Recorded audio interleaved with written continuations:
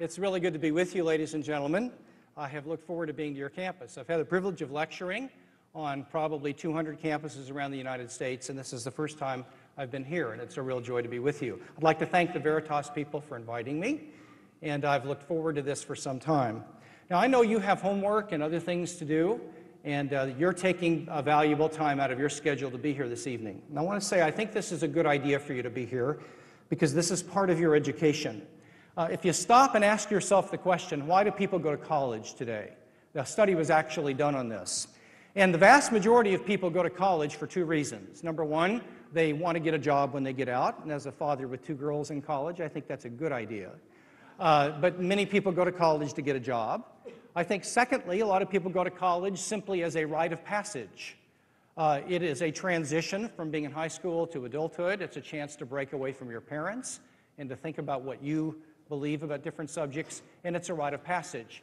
Something that's missing from the reason many people go to college today, which used to be why people went to college, is as follows.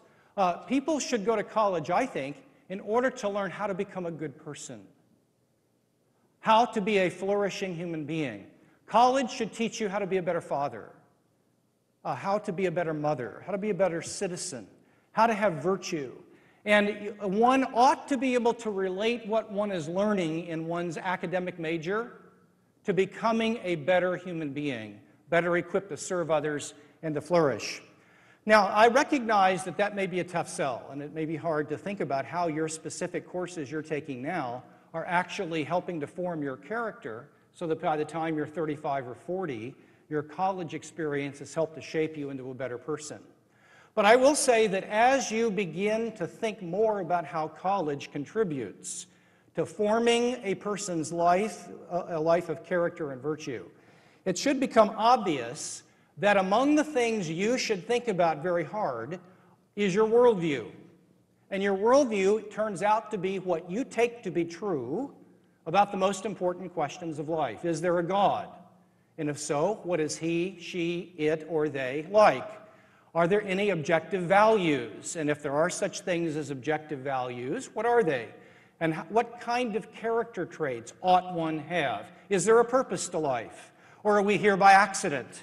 What is important for one to do with one's life? These are the kinds of questions that a university student should be asking in the 4, 5, or 8, 10 years they're in an undergraduate program in college. And in addition to trying to find a job and to find a mate or something of that sort. And I want to try to give you some intellectual stimulation tonight to help you with those kinds of questions. And I really want to try to get two ideas in front of you this evening. And we'll have plenty of time later for you to raise questions and to share your own thoughts. And I'm anxious to hear from you and to do what I can to be of help. But I want to try to get two ideas before you this evening. The first idea that I'd like to put in your mind and get you to think about is this. When you set about answering your questions about religion and value, you should try to be guided by a search for truth, and you ought to be guided by reason. And I'll try to say in a minute, you should not be guided by what you want to believe. Instead, if you're going to try to answer religious and ethical questions, you ought to try to find out what the truth of the matter is. And to do that, you ought to be guided as best you can by carefully thinking about the options. That's the first thing I want to set out before you. The second thing that I want to do in the brief time I have is to lay out for you in overview fashion a case for why I think Christianity is true. I am a Christian monotheist, and I'm not a Christian monotheist primarily because it helps me. It does indeed help me. I cannot conceive of how anyone could raise a family without calling daily on the mercy of Jesus Christ. But that's a view that I hold. You might not hold that. But I'm not a Christian primarily because it helps me. I'm a Christian because I think it's true. And what I'm going to do in outline form is to lay out for you a sketch of how I would go about making a case for the truthfulness of Christianity, making a rational case for Christianity. So let's begin, first of all, then, with my claim about the importance of truth and reason in the religious quest and your quest for a worldview.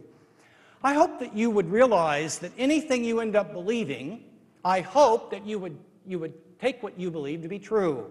If you have a checkbook, I hope your beliefs about your total at the bottom of your checkbook are true beliefs. If they're not true beliefs, you will find that out fairly quickly.